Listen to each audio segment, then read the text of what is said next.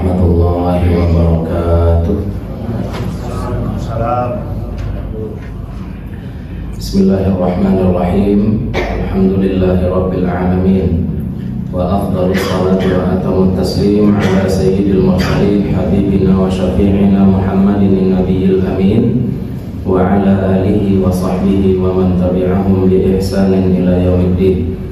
فنوينا التعلم والتعليم والنفع والانتفاع والإفادة والاستفادة والحث على التمسك بكتاب الله تعالى وبسنة نبيه صلى الله عليه وسلم والدعاء إلى الهدى والدلالة على الخير ابتغاء مرضات الله وصوابه وقربه. اللهم علمنا ما ينفعنا وانفعنا بما علمتنا وزدنا علما. Bapak-bapak, ibu, para jamaah yang dimuliakan Allah, puji syukur kehadirat Allah Subhanahu wa taala. Salawat dan salam mudah-mudahan senantiasa tercurah untuk Nabi Muhammad sallallahu alaihi wasallam. Mudah-mudahan dilimpahkan pula untuk keluarga dan para sahabat beliau serta kepada siapapun yang telah menyampaikan ajaran beliau kepada kita. Mudah-mudahan kita, keluarga kita, anak cucu kita semuanya tetap berpegang teguh kepada apa yang telah dibawa oleh Nabi Muhammad sallallahu alaihi wasallam, sehingga nanti di akhirat kita bisa dibangkitkan bersama-sama dalam barisan beliau dan mendapatkan syafaat dari beliau. Bapak Ibu, kita lanjutkan kembali kajian kita yang Jumat kemarin ya. Ini modul baru yang kaji awal malam ini, modul yang Jumat kemarin. Ada di bawah Bu? Hah? Dari bawah Pak? Nah iya, lain. Jumat kemarin kita bahas apa? Syarikat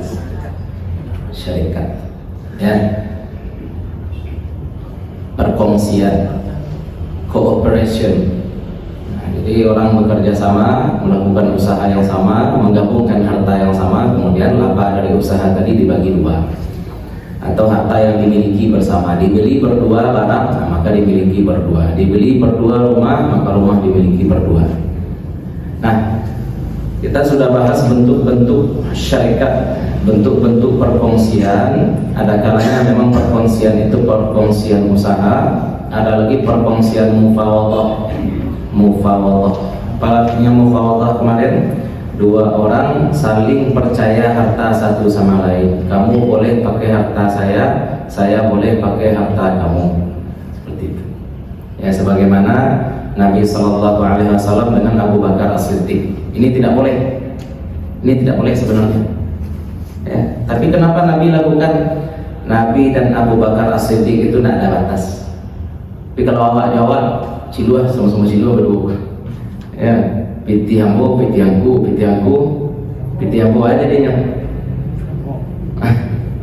Piti ambo. Ada istilahnya, sebuah amal itu boleh dilakukan oleh sebagian orang tapi terlarang dilakukan oleh orang lain. Apa contohnya? Berinfak 100% harta. Kalau bagi kita Bapak Ibu, boleh tidak menginfakkan 100% harta kita? Tidak boleh. Harus ada yang kita sisihkan untuk tabungan, harus ada yang kita tinggalkan untuk keluarga. Tapi kalau Abu Bakar boleh tidak menyumbangkan semua harta? Abu Bakar boleh diterima oleh Nabi Sallallahu Alaihi Wasallam ketika beliau menyumbangkan semua harta. Kenapa? Levelnya beda dengan kita. Level berbeda dengan kita. Ya. Dan keluarga Abu Bakar juga levelnya sama dengan level beliau. Ya, radhiyallahu anhu. Keluarga Abu Bakar As-Siddiq. Anak beliau yang bernama Asma itu, ketika ditinggal hijrah oleh Abu Bakar As-Siddiq, Azab itu datang ditinggal oleh Abu Bakar As-Siddiq, tapi Abu Bakar As-Siddiq tidak meninggalkan bekal, tidak ditinggalkan bekal. Ya, datang kemudian bapak Abu Bakar As-Siddiq, kakek dari Asma binti Abu Bakar As-Siddiq. Ya. Datang Abu Quhafah, bapak Abu Bakar As-Siddiq. Bapak kamu sudah pergi hijrah? Kata Asma, sudah. Ada bapak kamu meninggalkan uang? Bahkan menjawab, kalau dikecian tidak malu apa awak. Ini Asma binti Abu Bakar.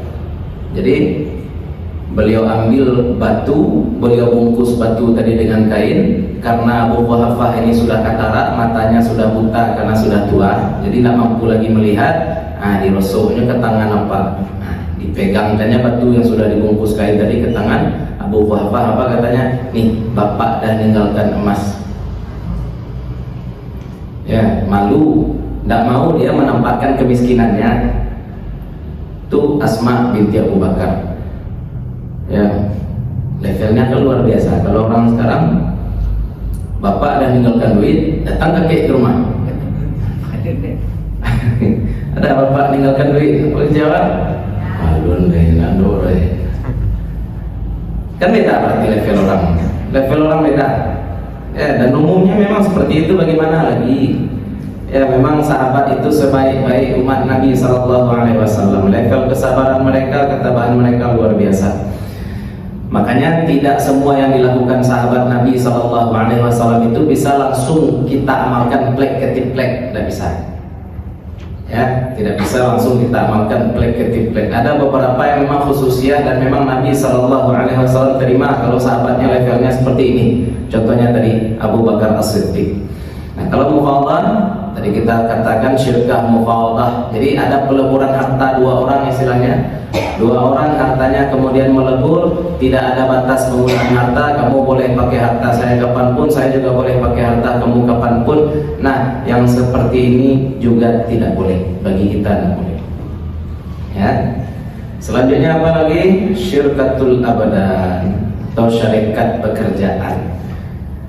Ini contoh kalau dalam kitab-kitab fikih klasik, kerja atau kerjasama yang terlarang. Apa contohnya? Dua orang tukang cari kayu bakar. Dua orang tukang cari kayu bakar masuk ke hutan. Dua orang tukang kayu bakar masuk ke hutan untuk mencari kayu. Sebelum masuk hutan apa katanya? Awak itu kerjasama ya. Kita kerjasama ya. Kalau ambo dapat banyak, kalau saya dapat banyak dan kamu dapat sedikit, kita gabungkan kayunya kemudian kita bagi dua. Ya, sebaliknya kamu juga seperti itu. Kalau kamu dapat banyak dan saya dapat sedikit, kayunya juga kita gabungkan dan kita bagi dua katanya. Boleh atau tidak boleh? Nah, itu orang Cidua apa ya? Iya nak, terbayang nak masalah yang akan muncul kalau ini boleh. Apa kata kawannya? Nanti kalau kayu saya sedikit, kayu kamu banyak, kita gabungkan kayu, kemudian kita bagi. Apa masalahnya kira-kira? Siluan ya, dia masuk ilmu. Alah pani pengguang bola tu. Untung-untung kawan cik kau banyak, saya kan dibagi dua juga kan ya nak? Ya, jadi potensi-potensi orang-orang curang, orang-orang culas itu kan ditutup dalam fikih. Ya makanya seperti ini tidak boleh, tidak boleh. Ya, nah, kerjasama seperti itu tidak boleh. Nah, akan menimbulkan nanti apa peluang, potensi kecurangan di situ. Ini dalam mazhab Syafi'i. Kalau mazhab Syafi'i ini Bapak Ibu, kenapa sangat hati-hati dalam perkara-perkara seperti ini? Karena ulama-ulama mazhab Syafi'i ini banyak jadi hakim. Kan itu kita bahas ketika awal bab muamalah. Ulama mazhab Syafi'i itu banyak jadi hakim, banyak jadi qadhi. Sehingga apa? Hasil produk fikih yang dikeluarkan ini hasil dari kerja juga. Jadi nyukarajo apa masalah yang diselesaikan di pengadilan di mahkamah. Ini nih orang berserikat, apa serikatnya? Contohnya ini masuk rimba, cari kayu bakar, kemudian mereka melakukan syarikat. Yang satu dapat banyak, yang satu dapat sedikit, tapi mereka bersepakat berapapun yang dapat, pokoknya dibagi. Kan wajar kan? Dibawa ke pengadilan, ngadu ke qadhi. Apa kata qadhi? Apa kata hakim? Itu makunyo akad di awal itu jali-jali. Oh indah, lah jali kawan yang pamalih kan? Kawan pamalih, kan? Jali ingin memanfaatkan waang, kan model itulah kira-kira Pak. Dia ingin memanfaatkan kamu mau pula. Sehingga ditulis kemudian jadi kitab fikih syirkatul a'mal tidak boleh. Syirkatul a'mal tidak boleh. Ya. Nah, untuk apa ya? Satu tadi untuk menutup pintu pertikaian. Ada pertikai orang lagi. Orang sama-sama paham. Kalau dapat banyak kayu sudah, kayu yang banyak itu kemudian kita bawa pulang.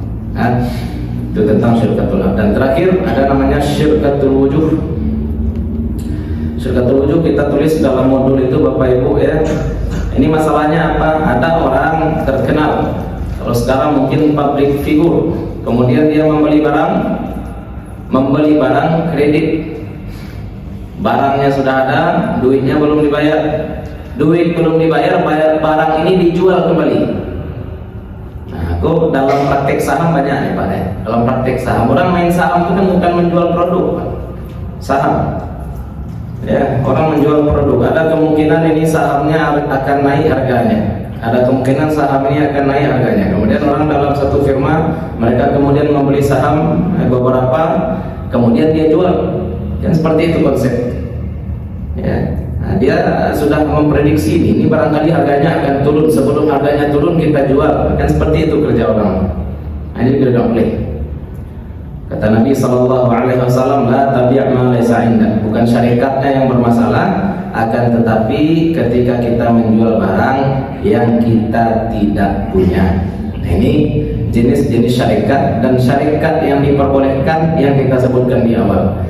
Syarikat kepemilikan barang jika lebih dari satu orang, misalkan seperti suami istri yang sama-sama membangun rumah, atau suami istri yang sama-sama membeli mobil, atau saudara kandung, saudara yang mendapatkan warisan satu barang yang tidak bisa dibagi-bagi. Anak laki-laki 4, kemudian anak laki-laki ini mewarisi rumah dari orang tuanya. Ini dapat. Nah, berarti rumah ini milik siapa? Anak pertama atau anak terakhir? Semuanya dimiliki secara tapi seperempatnya tidak jadi apa? Tidak bisa dibagi empat rumah itu. Setiap bagian rumah itu dimiliki berempat. Setiap bagian rumah itu dimiliki seperempat. Itu boleh. Yang diperbolehkan juga termasuk syarikat apa? Syarikat harta.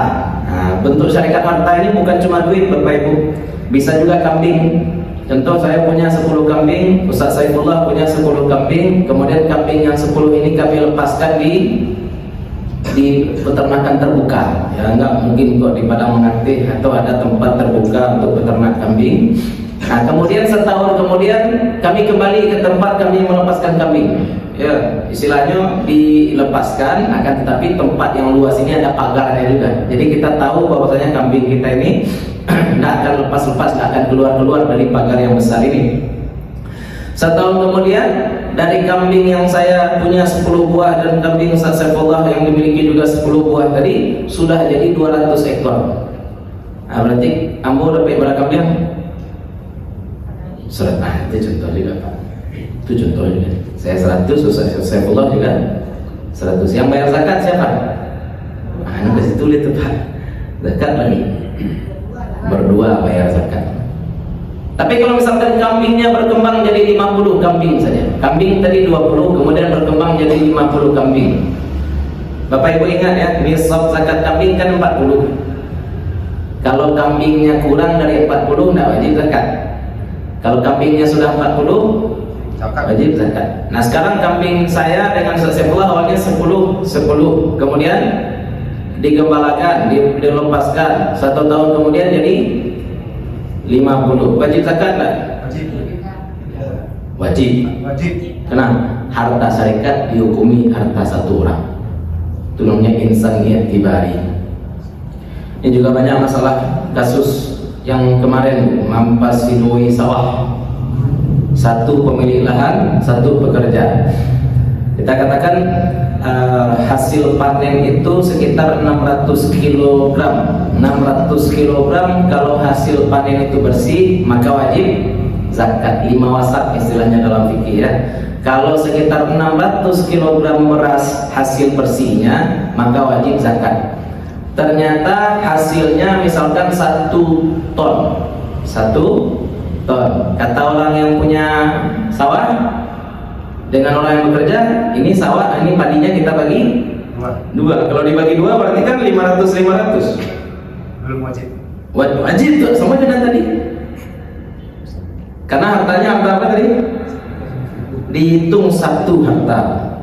Dihitung 1 harta. Dikeluarkan zakat dulu, baru kemudian dibagi 2. Ya.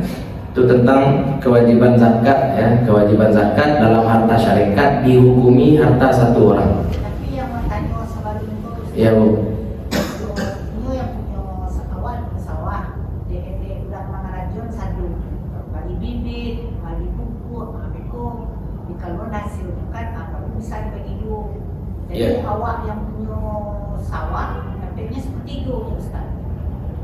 Sepertiga untuk yang kerja, sepertiga untuk operasional. Soalnya awak yang punya sawah. Ya. Karajun juga itu artinya pembalisan orang yang Boleh. Dia tidak harus 50-50 ya. Pembagian tidak harus 50-50. Pembagian tidak harus 50-50. Boleh 70-30, boleh 20-80. Yang penting jangan dipatok. Pokoknya setiap menyapi ambo 2 karung itu tidak boleh. Ya. Pakai persenan boleh. Ambo minta seperempat boleh, ambo minta sepertiga boleh. Tapi nanti sebelum dibagi sepertiga, seperempat operasional semua, zakat dulu. Ya, zakat dulu. Di kampung kan masalahnya Pak, ini orang-orang yang kerja di sawah bilang apa? Kalau dibagi lo zakatnya sekitik, nah jatah kami. Keluarkan zakat sekitik, nah jatah kami. Kan kita sudah jawab juga.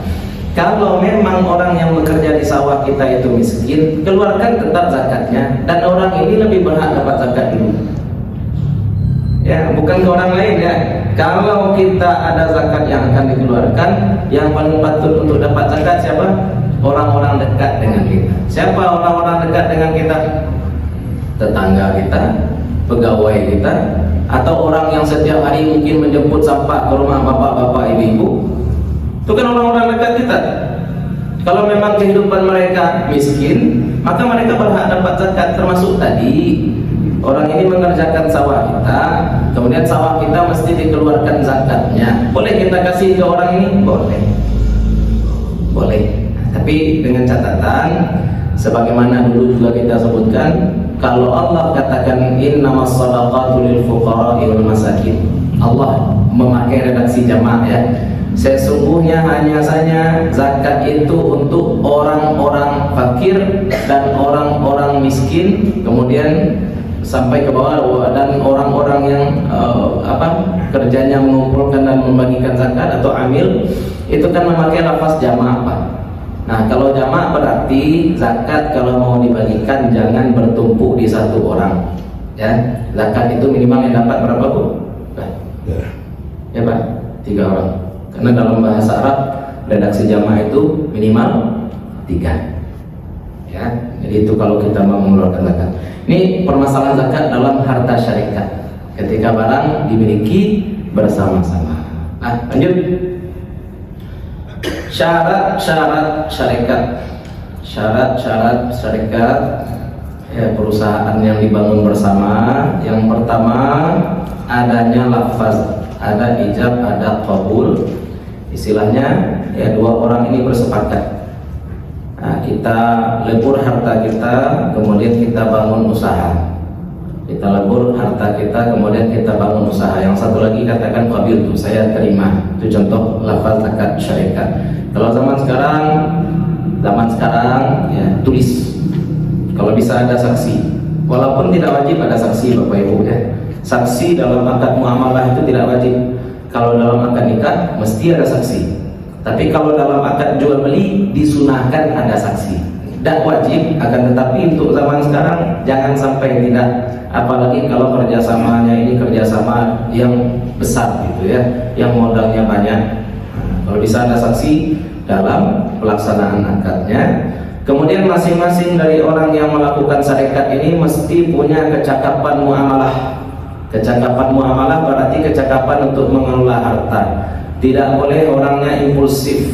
Impulsif itu apa? Beli dulu, pikir kemudian. Ya.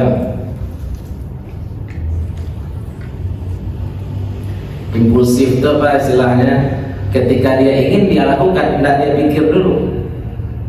Ya, kalau dalam bahasa fikih namanya apa? Safih. Tidak bijak dalam memakai uang, tidak bijak dalam memakai harta. Harus orangnya bijak. Kalau anak kecil bagaimana Ustaz? Anak kecil orang tuanya meninggal, kemudian orang tuanya meninggalkan harta. Bolehkah harta ini dipakai untuk syarikat? Boleh, tapi atas izin walinya. Siapa yang jadi wali dari anak ini? Misalkan pamannya, coba. Nah, pamannya yang mempertimbangkan. Pamannya yang mempertimbangkan. Dan siapapun Bapak Ibu ya, siapapun yang diberikan kepercayaan untuk mengurus anak yatim harus amanah. Ya, harus amanah. Lanjut. Kemudian harta yang akan digabungkan, kalau mau bikin usaha, harta yang akan digabungkan itu mesti sama. Kalau duit sama duit, kalau emas sama emas, agar jelas nanti persentase laba atau persentase keuntungan yang akan dibagi itu berapa. Satu lagi Bapak Ibu, hikmah kenapa harta itu harus sama, agar tidak ada nanti klaim. Contoh tadi kita satu kambing saya dengan kambing Ustaz Saifullah kan. Ustaz Saifullah kiranya kambingnya di tandonya. Tandonya Pak. Ya dia merek S. Kambing lombo enggak ada mereknya dong. Ternyata 6 bulan kita tengok kambing tadi, kambing yang tidak bermerek mati semua. Tapi kambing yang mereknya S hidup semua. Apa kata Ustaz Saifullah?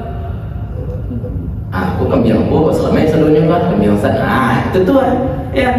Ada 2 orang kerjasama, yang satu punya alat pengisi air galon, yang satu lagi punya mobil. Contoh, yang satu punya alat pengisi galon, yang satu punya mobil. Orang ini kerjasama, apa kerjanya? Ngantar-ngantar galon. Contoh, ngantar-ngantar galon Pak kerjanya. Rusak auto, contoh. Rusak mobil. Tentu yang punya mobil apa katanya? Ini mobil dipakai untuk ngantar-ngantar galon. Minta duit sama temannya yang ngisi-ngisi air, yang punya mesin pengisi air, filter segala macam. Apa katanya? Itu kan auto, itu kan mobil kamu. Sebaliknya juga bisa jadi yang rusak apa? Mesin filter airnya misalkan, penyaring airnya yang rusak. Apa kata orang yang punya mobil? Itu kan itu bagaimana Ustaz? Kan kerjasama seperti ini bisa, memang bisa. Tapi bagaimana caranya? Nah, kalau barangnya berbeda dan kita ingin membuat kerjasama juga, yang satu punya mobil, yang satu punya mesin misalkan ya, satu punya mesin, yang satu punya mobil, bisa. Bagaimana caranya? Barter separuh. Contoh mobil ini harganya, mobil pick up berapa harganya Pak? Tahu, saya tahu. Juragan. Jadi tahun ini Ustaz. Ya. Anggap 80 juta ya, singkir lah. Anggap sekarang mobil untuk ngantar-ngantar itu harganya 80 juta. Anggap saja lah, saya pun tidak tahu harganya. Kemudian mesin air juga 80 juta. Nah, dilakukan barter. Apa katanya? Saya beli setengah mobil kamu dengan setengah mesin filter saya.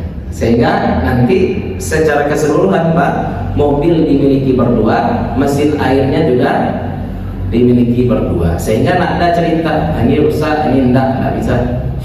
Sama seperti akad tanam-tanam kemarin ya, tanam kurma, tanam padi kemarin, tidak boleh ditandai. Ya, kita punya sawah, kemudian sawah kita dikerjakan oleh orang lain. Apa katanya? Nah, sawah ke situ untuk ibu padinya, nah sebelah kemari untuk saya padinya. Nah, kemudian dalam praktek kerjanya gimana? Yang dia pupuk sebelah kemari saja, yang dia racun sebelah kemari saja, nggak boleh. Ya, ketika kita sudah bekerja sama tidak ada lagi batas. Nah, tapi kalau misalkan harganya berbeda, seperti tadi misalkan mobil 80 juta harganya, kemudian mesin air 100 juta contoh. Kan beda harganya. Bagaimana caranya? Sama, separuh akan tetapi nanti persentase kepemilikan beda.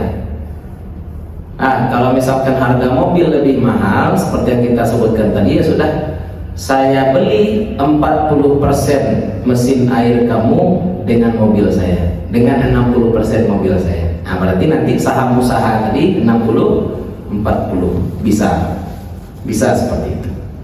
Ya, itu solusi kalau barang yang akan kita syarikatkan, yang akan kita lebur ternyata berbeda. Nah, jadi tidak boleh ditanda-tandai ini punya saya, ini punya kamu, tidak boleh. Nah, selanjutnya dalam akad syarikat Bapak Ibu, laba dibagi dua, kerugian juga dibagi dua. Namanya usaha bersama, harta dimiliki bersama, maka kalau ada laba dibagi dua, kalau rugi dibagi dua juga. Nanti kita akan bahas juga qirat atau mudharabah, investasi. Tempo hari kita juga bahas ijarah, dan itu sudah kita sebutkan juga. Resiko masing-masing bentuk usaha itu berbeda-beda Bapak Ibu. Resiko masing-masing pekerjaan itu berbeda-beda. Kalau syarikat ini adil. Adilnya bagaimana? Untung sama untung, rugi sama rugi. Tapi kalau ijarah, sebagaimana kemarin kita contohkan pramuniaga, pegawai toko dengan pemilik toko. Pegawai toko itu dengan pemilik toko, akadnya bukan kerjasama apa? Akadnya apa? Ijarah, sewa, penggajian. Pemilik toko menggaji anak kedai, pemilik toko ini menggaji pegawai. Berapa gaji sebulan? Misalkan 2,5 juta. Kalau tokonya rugi, pegawai dapat berapa? 2,5 juta. Kalau tokonya untung besar, pegawai dapat berapa? Beresiko enggak? Resiko enggak? Beruntung enggak? Enggak. Untung enggak, beresiko enggak pula, aman, jadi stabil. Ya mau untung toko, mau rugi toko, yang penting gaji saya sekian. Itu namanya apa? Ijarah. Tapi kalau kerjasama seperti yang kita sebut ini, kalau untung sama untung, kalau rugi nah itu loh. Kalau orang tidak siap rugi, orang kalau tidak siap rugi maka jangan mau untung kan itu. Ya, nah orang lebih nyaman jadi pegawai ya sudah. Kalau lebih nyaman jadi pegawai, ambil akad ijarah. Kalau ini tidak, ya dua orang kerjasama maka untung sama untung, rugi sama rugi. Nah, boleh Bu? Orang tuh nggak ngontrak Jawa. Ngontrak. Nah, aku tak bakal kadek di Indo. Nyo nama bakal kadek. Tak bakal.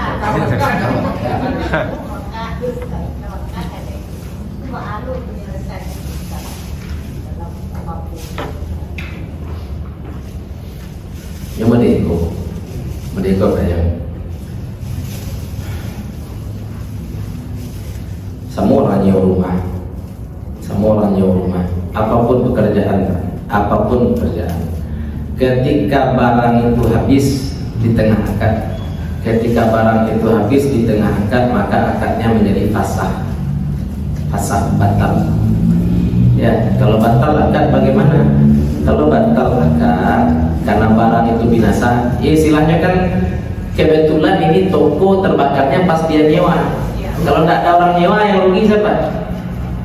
Kan kita pemilik toko. Nah maka penting untuk kita tahu, walaupun ini toko disewa orang, pemilik toko tetap kita. Yang sebenarnya rugi siapa? Pemilik toko atau penyewa toko? Pemilik toko sebenarnya. Yang sebenarnya rugi adalah pemilik toko. Maka kalau terbakar toko di tengah jalan, ya, kok sama jawab, sewoto, ya, antar kami ke Padang, antar kami ke kilonya tiba di Lambanai, mogok, rusak mobil, tidak bisa jalan, ada cewek ke supir.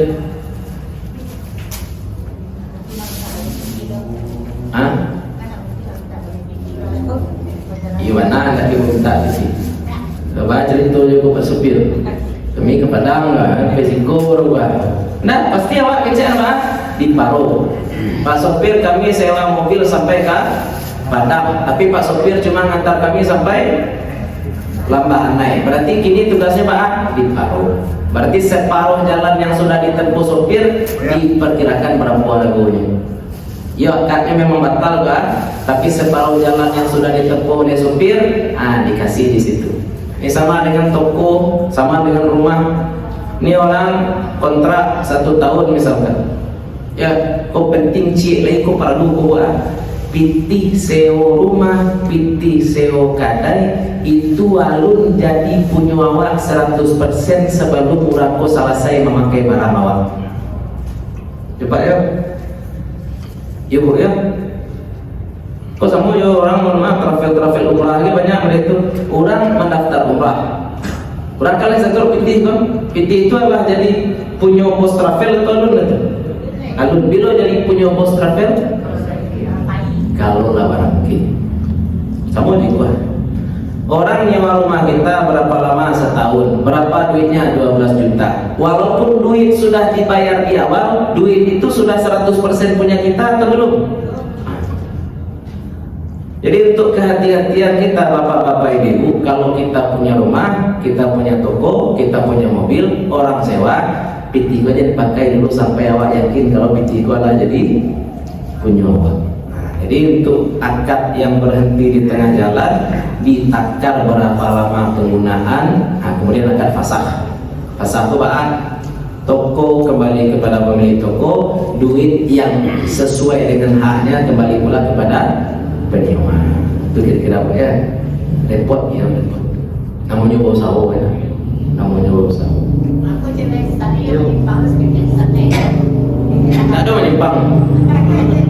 Masalah mengenai sawah sana. Kan banyak sampai ini kan itu. Ya. Nah, dipinjamnya mewah satu kami awal sama. Ya. Nah, inyo je mampir hasilnya sementara beko lalu juga apa kita punya sudah. Akad gadai tanah rata-rata di Minang ini tidak sah. Kenapa tidak sah? Yang boleh kita gadaikan itu yang punya kita. Tanah punya siapa? Jawa. Kau. Tidak sawah. Iya, sawah punya siapa? Ini punya awak. Kalau punya awak boleh.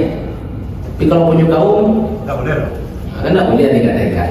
Kecuali untuk masalah kaum kan. Sangat pribadi. Kalau sawah memang punya kita, ya kalau memang harta pencarian boleh digadai, boleh. Ketika sawah digadaikan, siapa yang boleh memakai sawah? Sawah orang itu. Iya. Itu kan dia udah diambil itu mah. Bapak. Wah pengadai kami kan itu mah. Amehnya nanti digadai atau sawahnya? Ambil itu ambil gajinya awak menjual. Jadi beko gaji kami. Jadi kan pakainya sawah itu 10 tahun itu. Iya. Jadi ambil taruh ambil lah ini arah bisa.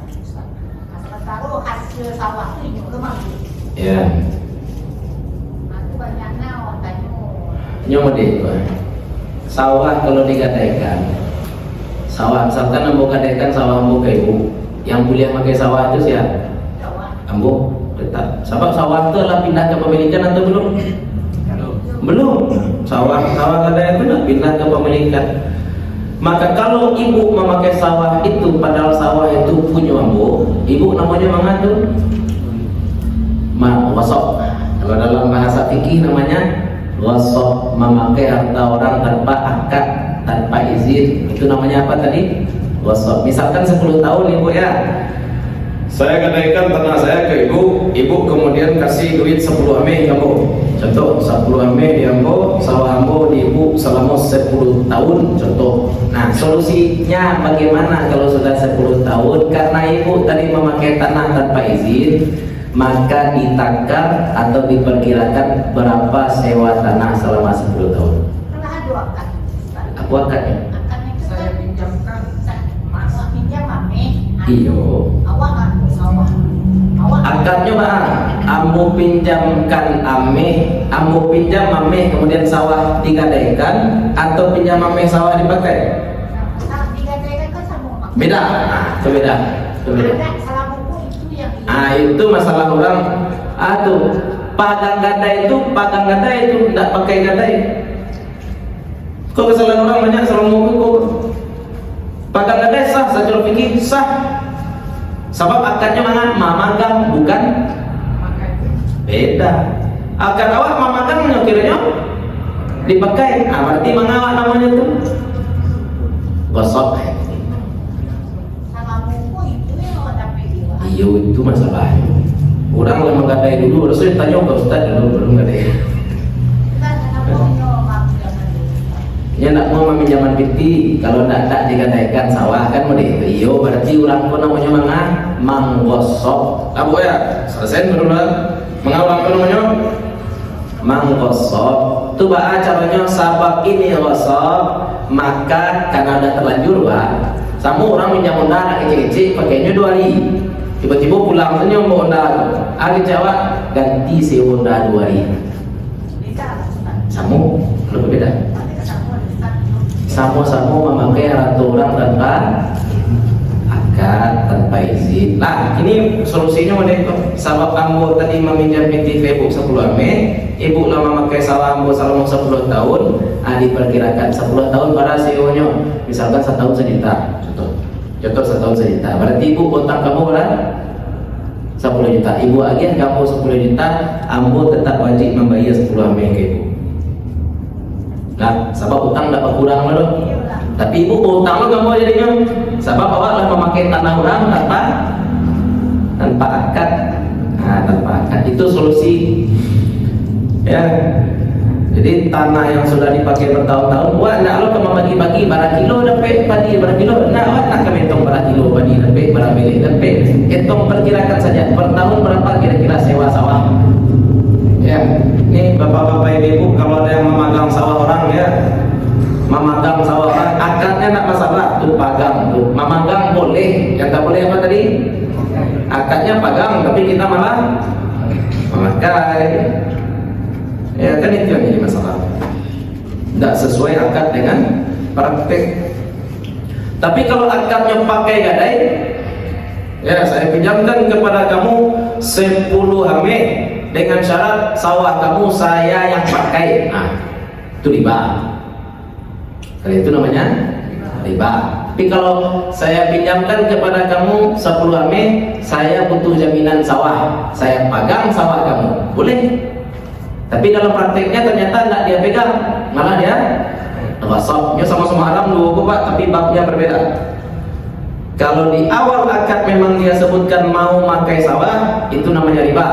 Tapi kalau di awal akad dia sebut memagang saja, tapi dalam praktek ternyata dia pakai, itu namanya ghasab. Kemudian contoh ghasab, saya titip mobil ke Ustaz Saifullah, ternyata Ustaz Saifullah pakai mobil saya ngantar anaknya tiap hari sekolah. Akadnya apa tadi? Titip. Ternyata Ustaz Saifullah pakai apa namanya itu? Ghasab. Enak dibayar. Oh dia nak pinjam PT tau. Kita makasihnya kan dititipkan. Nah. Kalau menggadaikan Ustaz. Menggadaikan itu kan memagang itu kan menitip Pak. Ya Bu, sama aja pinjam PT tak usah sawah. Tukar apa Ustaz? Kalau jual beli boleh. Nah, itu jual beli namanya. Itu namanya bai'ul wafa. Beda lu akadnya Pak ya. Atau ambo para lumitih tapi ambo tak rela menjual tanah ambo. Itu bakal caranya ambo jual tanah ambo kok ke aku, tapi kan jual-jual ke orang nak 10 tahun lagi ambo beli ya. Contohnya itu namanya apa? Bai'ul wafa. Jual beli tapi ada batik. Itu tuh bebasnya tuh. Kuliahnya pakai sawah bebas. Sebab tak sawahku punyanya. Nanti di kepala jadi punya awak lo. Ya, namanya bai'ul wafa. Kalau dalam mazhab Syafi'i tak boleh. Tapi Ustaz Yadri Junaidi, ketua MUI Tanah Datar membolehkan bai'ul wafa, tapi belum batasi 7 tahun. Ya, sesuai undang-undang. Kalau undang-undang di Indonesia 7 tahun katanya. Lah, jadi masalah pagang kata itu yo batali-tali sebenarnya Pak. Batali-tali sebenarnya. Tapi dan nyawa Pak, yang terlarang dalam muamalah itu banyak, bukan cuma riba. Yang terlarang dalam muamalah bukan cuma riba. Riba haram betul, tapi yang haram lain banyak. Gharar haram, ghasab haram, zalim haram. Ya. Nah, jadi dalam praktek tadi pagang gadai aman, akadnya aman. Yang jadi masalah bukan akad pagang gadai, tapi apa? Praktek. Sebab akadnya pagang orang malah pakai. Ustaz, Ya Bu. kan dulu lah bertemu di Surat Kabian Nagam Ya. Tapi aku kurang Tuhan itu pertanyaan kawanan itu kan ngisi tujuan meminjam ini ke orang yang murtad, kawan yang murtad. Ya. Itu Ustaz, hukumnya apa? Karena selalu kawan-kawan itu mengisi anda mulia meminjam ini ke orang yang murtad. Sementara tapi meminjam rela meminjam manfaat dengan tidak maupun atau Iya. Ibu, nanti Bapak Hasyim. orang murtad jangan berkawan, itu perlu. Ya, kedua yang kamu sampaikan, orang murtad jangan berkawan.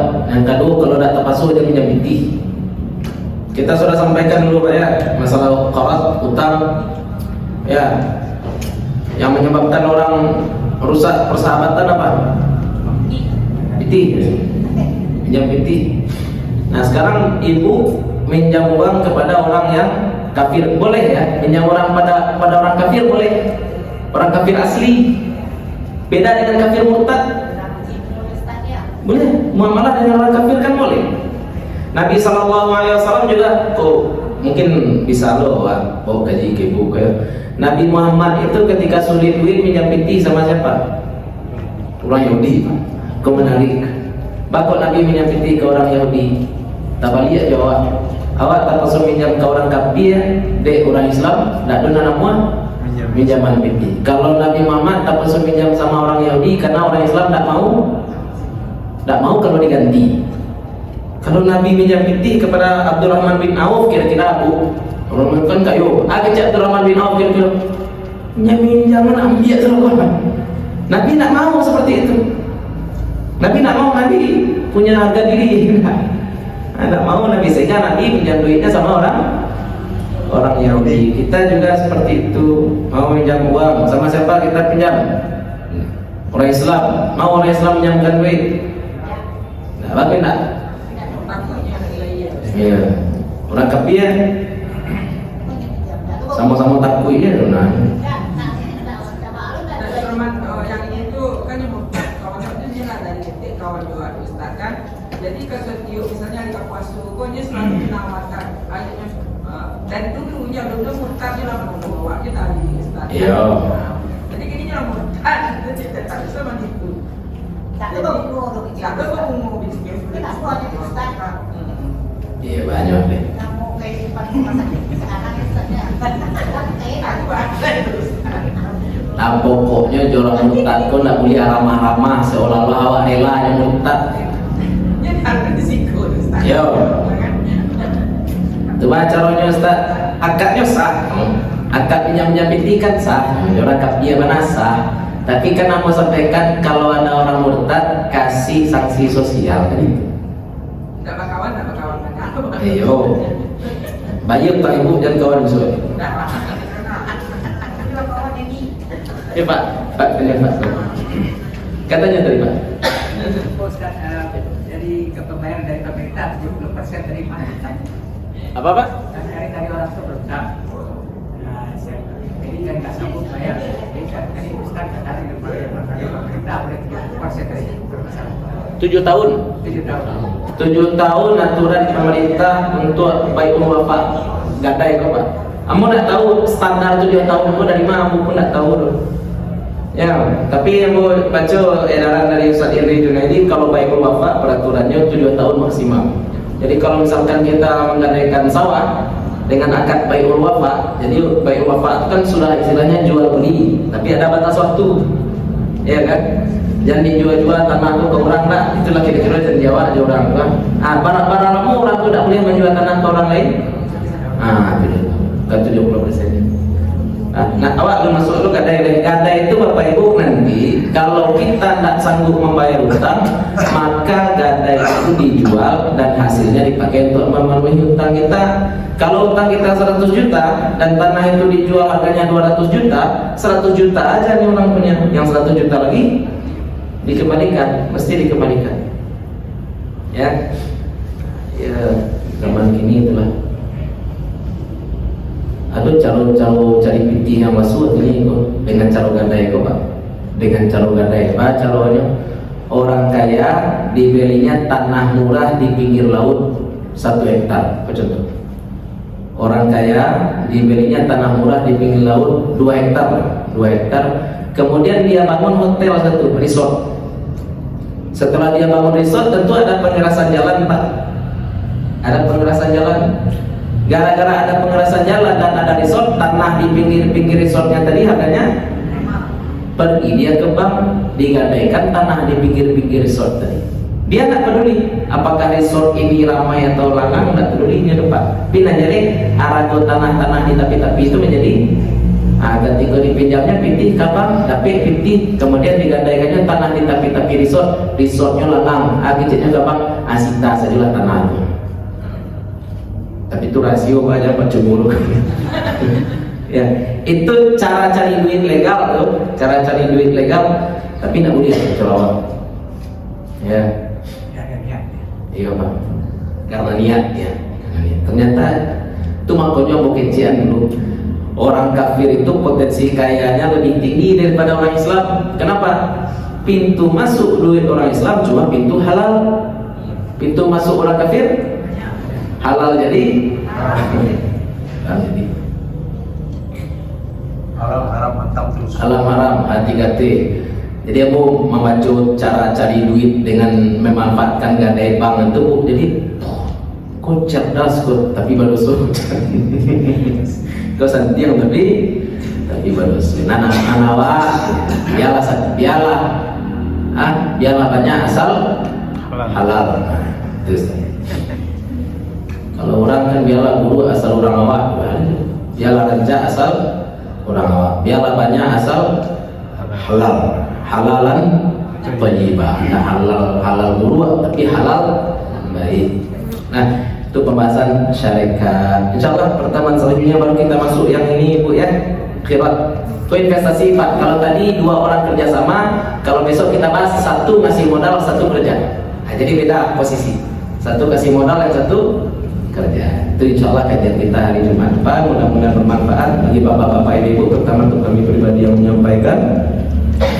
Mudah-mudahan selama duduk di sini Allah bakar dosa-dosa kita, Allah tambahkan tabungan amal kita, Allah sayangi orang tua dan guru-guru kita, Allah kumpulkan kita nanti bersama-sama dengan orang-orang soleh, para syuhada, para nabi. Mudah-mudahan kita mendapatkan syafaat dari Nabi Muhammad SAW. Assalamualaikum warahmatullahi wabarakatuh. Waalaikumsalam.